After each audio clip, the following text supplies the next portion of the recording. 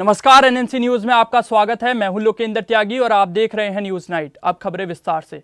कला हमारे चारों तरफ है और अगर कोई इसी कला को रंगों के साथ घोलकर कागज पर उतार दे तो फिर बात ही क्या। भारतीय संस्कृति को एक साथ एक मंच पर चित्रकारिता के माध्यम से इकट्ठा कर लोगों के समक्ष लाने वाला लेक्सिकन शो अपने 5वें संस्करण के साथ एक बार फिर लोगों के बीच आ गया है। इस बार शो का आयोजन गुड़गांव के एम्बियंस मॉल में किया जा रहा है। शो के उद्घाटन में बतौर मुख्य अतिथि कांग्रेस की वरिष्ठ नेता डॉक्टर किरण वालिया ने शिरकत की। आपको बता दें कि दिल्ली प्रेस द्वारा यह प्रदर्शनी 6 सितंबर से 21 सितंबर तक रखी गई है और पिछले साल की कामयाबी को देखते हुए इस बार करीब 40,000 लोगों के आने की संभावना है।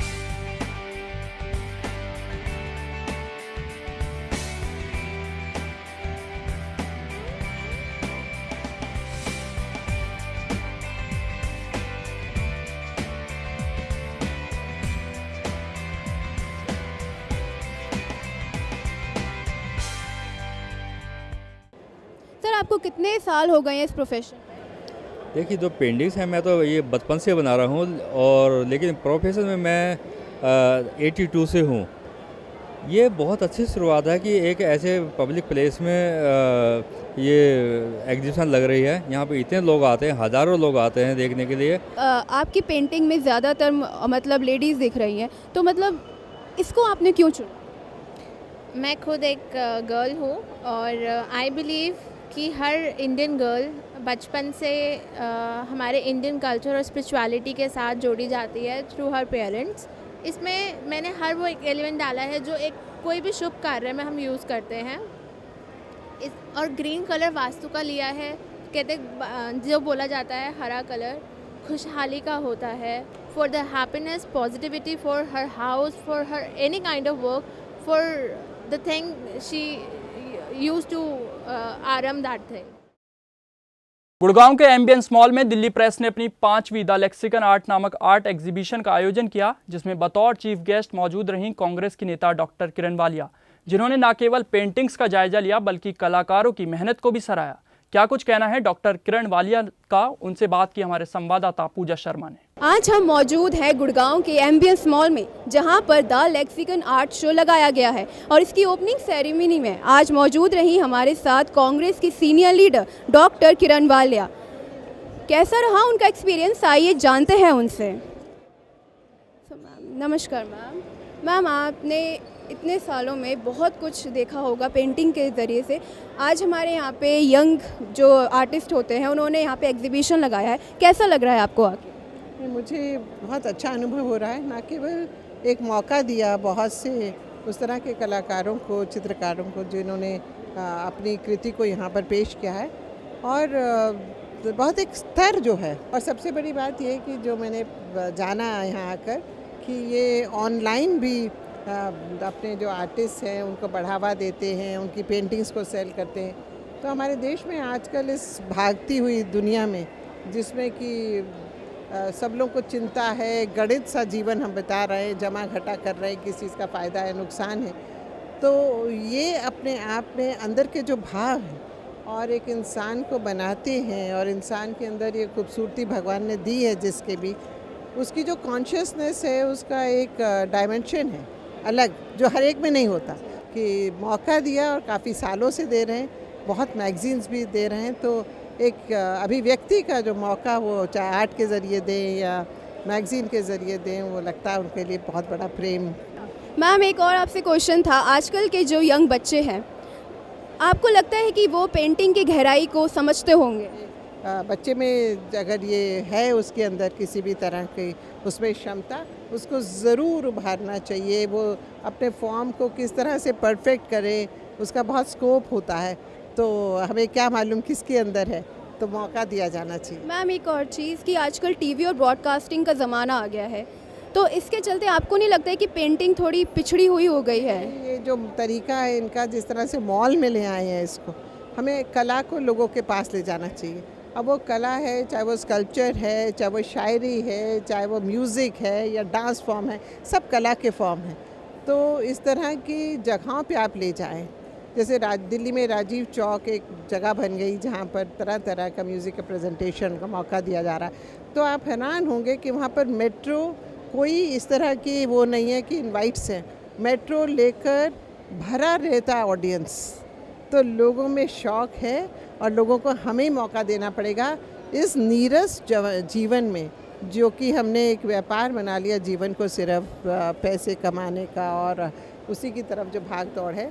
तो रविंद्रनाथ टैगोर ने भी कहा था कि हमें मनुष्य में ये सारे जो उसके अंदर एक सुप्त अवस्था में जो उसके अंदर ये उसकी हुनर है उसको निकालना और लोगों तक ले जाना हमारा काम है।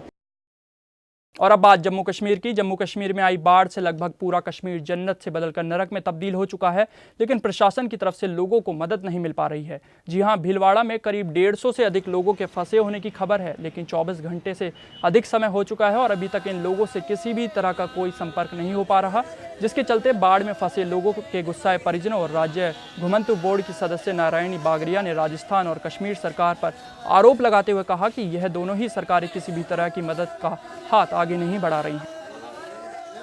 मेरे 2 लड़की है, 4 में मेरे बहुत दुखी में मरने हुए, उसको कोई मदद नहीं कर रहा है। राजस्थान के भीलवाड़ा जिले के लगभग 200 से 250 व्यक्ति अनंतनाग जिले के बटुंगा फल शिव मंडी में फंसे होने की जानकारी हमें कल से मिली है कि जो हमारे राजस्थान के लोग वहाँ फंसे हुए हैं उन्हें राहत प्रदान की जाए, उन्हें सुरक्षित निकाला जाए और तब तक उन्हें भोजन पैकेट्स वगैरह या अन्य जो भी वहाँ कश्मीर गवर्नमेंट से सुविधाएं मिल सकती हैं वो सुविधाएं दिलाई जाए।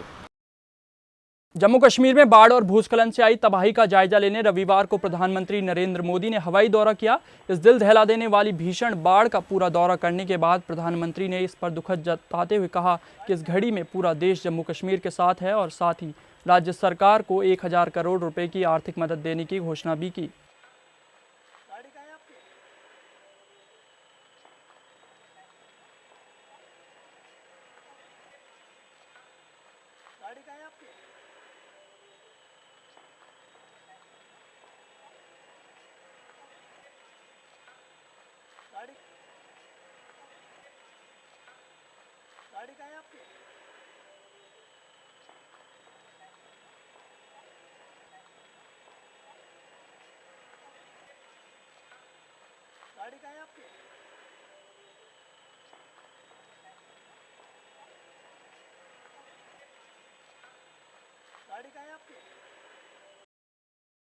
जम्मू कश्मीर में बाढ़ प्रभावित इलाकों का जायजा लेने के लिए राज्यसभा में विपक्ष के नेता गुलाम नबी आज़ाद श्रीनगर पहुंचे। पत्रकारों से बात करते हुए गुलाम नबी ने कहा कि यहां के हालात का वर्णन शब्दों में करना कठिन है। उन्होंने कहा कि यहां की स्थिति इतनी गंभीर है कि राज्य के संसाधन इससे निपटने के लिए काफ़ी नहीं हैं। अब तक 100 से ज़्यादा लोग बाढ़ में बह चुके हैं। उन्होंने कहा कि उन्होंने यहाँ के हालात को देखते हुए प्रधानमंत्री नरेंद्र मोदी से भी बात की है।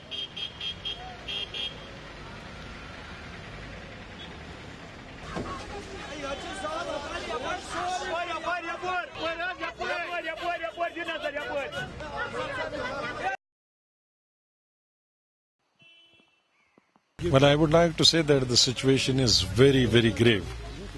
Yesterday I came from Delhi and went straight to Jammu and visited a number of places at Jammu, and in the afternoon I flew to Srinagar. So situation I would like to say that in the entire valley, in the entire Jammu province, right from Jammu to Rajouri, Poonch and Chenab Valley, and here from South Kashmir to Central Kashmir and North Kashmir is very, very grave.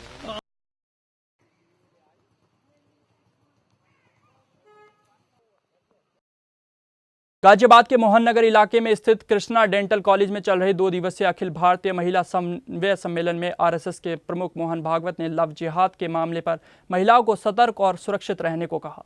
Bhagavat ने यह भी कहा कि लड़कियों को love जिहाद और महिला दुर्व्यवहार के मामलों में सूचित और शिक्षित किया जाए ताकि भविष्य में वो किसी तरह के झांसे में ना आए। आपको बता दें कि इस कार्यक्रम में संघ की महिलाएं भी आई हुई थी।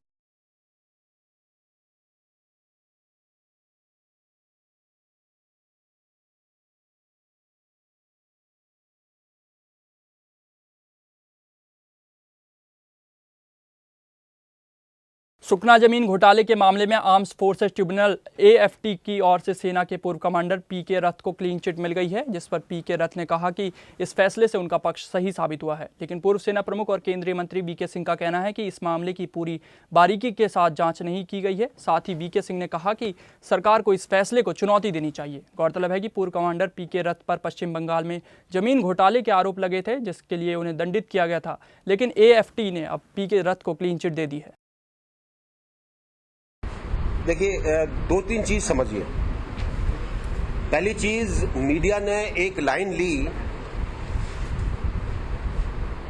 किसी भी कोई भी जो जजमेंट आती है उसमें जो पिटिशनर होता है उसकी पिटीशन पूरी की पूरी आती है। ट्राइब्यूनल ने, और ये मैंने कल भी कुछ मीडिया के सामने कहा, ट्राइब्यूनल ने केस क्या था इसके बारे में बातचीत नहीं की है। एक मैसेज जो गया था 2009 में कि हम भ्रष्टाचार को स्वीकार नहीं करेंगे, खासकर सेना के अंदर। अगर आज आप मैसेज देना चाहते हो कि आप भ्रष्टाचार करो, कोई फर्क नहीं पड़ता, बहुत अच्छी बात है। सेना आपकी है भाई, सेना मेरी पर्सनल तो नहीं है, सेना देश की सेना है। और अगर हम चाहते हैं सेना के अंदर भ्रष्टाचार हो, भगवान मालिक है। तो ये सब चीजें पब्लिक डोमेन में नहीं है, क्योंकि ये सब चीजें लीगल है। इसलिए मैंने कहा कि आप उनसे बात करिए। लीगल जो चीजें वो ही बता सकते हैं आपको। मैं लीगल चीजें नहीं बता सकता आपको, मैं सिर्फ मोटी चीजें बता सकता हूँ। और जब मुझे जिन मोटी चीजों के बारे में पता है, जिन चीजों के बारे में मैंने देखा है, उसके हिसाब से उनके अंदर कुछ नहीं। हाफिज सईद से मुलाकात को लेकर आलोचना झेल रहे वरिष्ठ पत्रकार वेद प्रताप वैदिक ने इस बार संसद पर थूकने का बयान दिया है, जिसके बाद वे एक बार फिर से विवादों के घेरे में घिरते नजर आ रहे हैं। वेद प्रताप वैदिक ने सांसदों और सांसद को लेकर ये आपत्तिजनक बयान अजमेर लिटरेरी फेस्टिवल में दिया। गौरतलब है कि वेद प्रताप वैदिक मुंबई हमले के मास्टरमाइंड हाफिज सईद से पाकिस्तान में मिले थे, जिसे लेकर 2 सांसद उनकी गिरफ्तारी की मांग कर रहे हैं। इस पर वैदिक ने पत्रकारों से बात करते हुए कहा कि 2 नहीं, 100 भी नहीं, 543 सांसद भी अगर मेरी गिरफ्तारी का प्रस्ताव पारित करें और कहें कि वैदिक को फांसी पर चढ़ाओ तो मैं उस संसद पर थूकता हूं। 543 बैठते हैं लोकसभा में, 543 सांसद सर्वसम्मति से, सर्वकुमति से, सर्वसम्मति से नहीं, सर्वकुमति से ये प्रस्ताव पारित करें कि डॉक्टर वैदिक को गिरफ्तार करो, डॉक्टर वैदिक को फांसी पे चढ़ाओ, तो मैं उस पूरी संसद पे थूक दूंगा। कहूंगा तुम चूल्हे में जाओ, तुम बुद्धिहीन हो, तुम मूर्ख हो, मैं तुम्हारी बात को नहीं मानता। और ये कोई नई बात नहीं करने वाला हूं मैं, यही बात सुकरात ने की थी कि एथेंस के लोगों तुम मूर्ख हो, तुम मुझे मेरी हत्या करो, मैं तैयार हूं, मैं अपने सत्य पर अडिग हूं, जो मैंने किया है ठीक किया है। तुम बोलो तो मैं भी बोलता हूं। तुमको बोलने की आजादी, मुझको बोलने की आजादी। तुमको अगर ये कहने की आजादी है कि मुझे जेल करो और मैं राष्ट्रद्रोही हूं, तो मुझे ही कहने की आजादी कि तुम मूर्ख हो, तुम इस लायक हो कि मैं तुम पे थूक। राष्ट्रीय राजधानी दिल्ली में प्रशासन की चूक के चलते एक मासूम बच्चे को अपनी जान से हाथ धोना पड़ गया। दरअसल कड़कड़डूमा मेट्रो स्टेशन के पास चल रहे निर्माण कार्य के दौरान बनाए गए लगभग 15 फीट गहरे गड्ढे में बरसात का पानी भर गया था, जिसमें 12 साल के कार्तिक नामक एक बच्चे की डूबने से मौत हो गई। मिली जानकारी के अनुसार 5 बच्चे खेलते खेलते गड्ढे में नहाने के लिए चले गए, तभी गड्ढे की गहराई ज़्यादा होने की वजह से 2 बच्चे उसमें डूबने लगे। मौके पर मौजूद एक मजदूर ने दोनों बच्चों की बाहर निकाला और अस्पताल में भर्ती कराया, लेकिन अस्पताल पहुंचने से पहले ही कार्तिक ने दम तोड़ दिया, जबकि दूसरे बच्चे की जान बचाई जा सकी। स्थानीय लोगों का कहना है कि जहां निर्माण कार्य चल रहा था वहां प्रशासन का ना तो कोई सुरक्षाकर्मी मौजूद था और न ही किसी तरह का खतरे का बोर्ड लगाया गया था।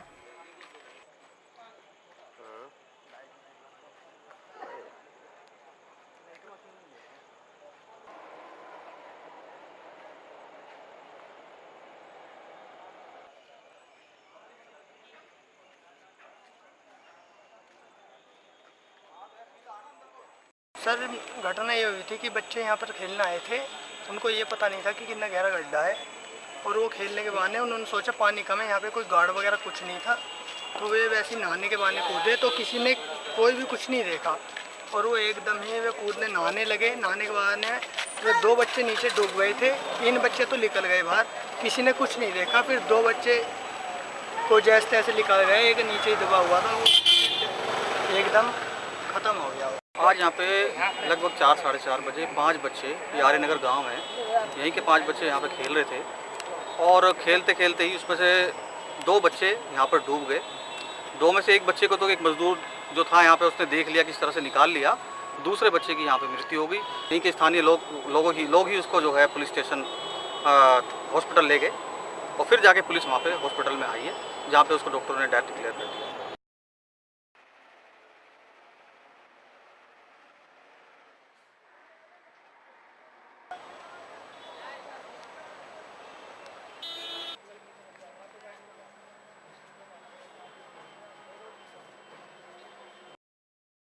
इलाहाबाद क्राइम ब्रांच और शाहगंज पुलिस को उस समय एक बड़ी कामयाबी हाथ लगी जब पुलिस ने हथियारों की तस्करी करने वाले एक गिरोह के 3 सदस्यों को इलाहाबाद रेलवे स्टेशन के बाहर पकड़ लिया। सूत्रों के मुताबिक ये गिरोह मध्य प्रदेश के खंडवा से हथियारों को लेकर आए थे। पुलिस ने इनके पास से 4 पिस्तौल और 4 बम बरामद किए हैं। पुलिस के अनुसार ये गिरोह हथियारों को सस्ते में खरीद कर उत्तर प्रदेश के विभिन्न जगहों में बेच दिया करते थे।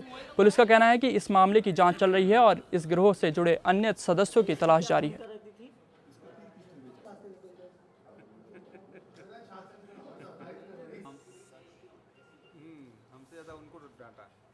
ये 3 अभियुक्त पकड़े गए हैं। ये तीनों अभियुक्त जो हैं इस सराय नौत और हंडिया क्षेत्र के हैं। ये अंतर्राज्यीय ये तस्कर हैं जो शस्त्र सप्लाई करते हैं।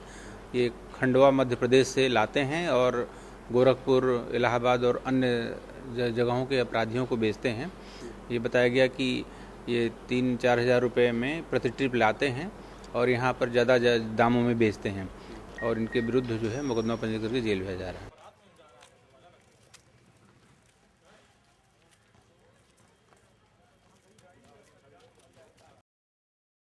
रामनगर के सुंदरखाल गांव में एक बाघ शावक जख्मी हालत में देखा गया। देर रात ग्रामीणों के निशानदेही पर कॉर्बेट पार्क के अधिकारियों द्वारा 8 घंटे की कड़ी मशक्कत के बाद उसे बचाया गया, जिसके बाद उसे चिकित्सा के लिए नैनीताल चिड़ियाघर भेज दिया गया। कॉर्बेट पार्क के निदेशक ने बताया कि ग्रामीणों की सूचना पर अधिकारी चिकित्सक के साथ मौके पर पहुंचे। मादा शावक की उम्र लगभग 2 साल बताई जा रही है और उसकी विस्तृत जाँच चल रही है।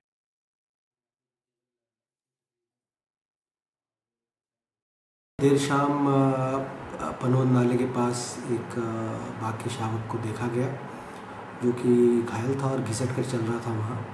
तो मौके पर हमारे उप निदेशक डॉक्टर साकेत बडोला टीम के साथ पहुँचे। उसके अगले बाएं पंजे में चोट है जिसके कारण वो चलने की स्थिति में नहीं था और घिसट रहा था। वो एक मादा है और जिसकी उम्र लगभग 1 साल से के आसपास है। उसको चिकित्सकों की राय के आधार पर उसको नैनीताल के चिड़ियाघर में भेजा गया है, जहां उसका आगे परीक्षण और इलाज किया जा रहा है।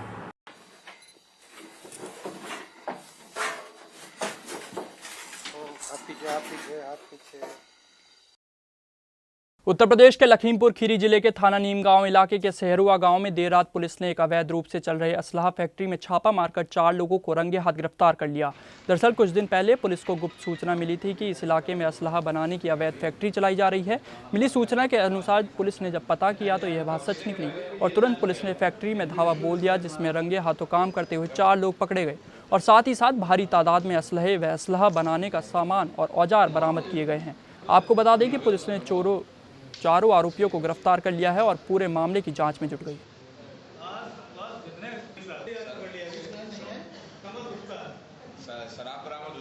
मिली थी कि यहाँ अवैध असला फैक्ट्री चलाई जा रही है।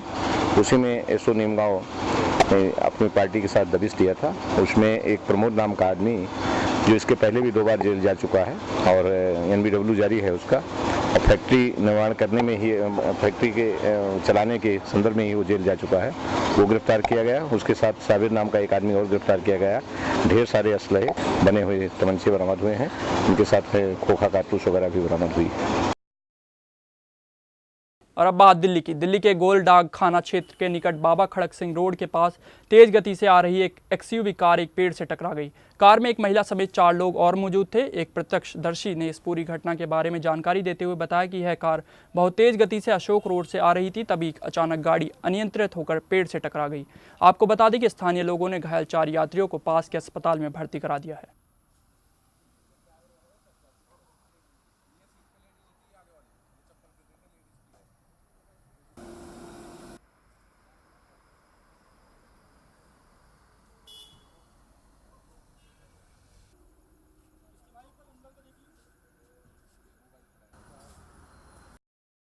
गेट पे थे सामने भैया थे चौकीदार, मैं ड्यूटी जाने के लिए गया था।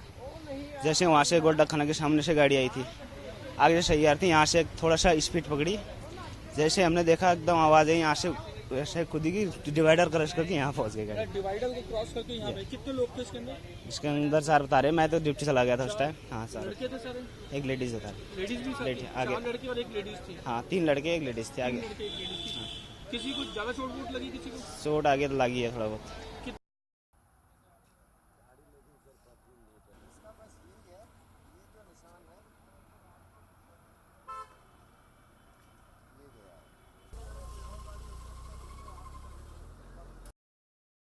फिलहाल इस बुलेटिन में इतना ही। देश विदेश की सभी खबरों के लिए देखते रहिए NNC न्यूज़। मुझे दीजिए इजाजत। नमस्कार।